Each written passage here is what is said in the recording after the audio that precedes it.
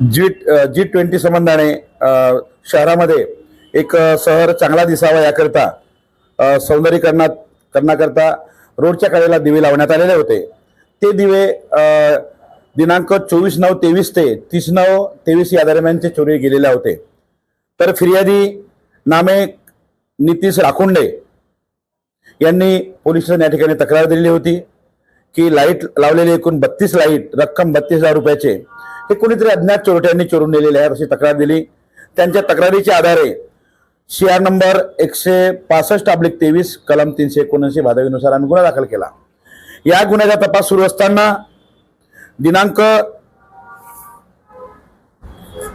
22/11/2024 रोजी आमचं पथक हे पेट्रोलिंग करताना एक संशयित दिसे मिळून आला। त्याचं नाव होतं राजेश बोरे, राहणार गोंदिया नवरगाव, हनुमान मंदिर, जिल्हा गोंदिया।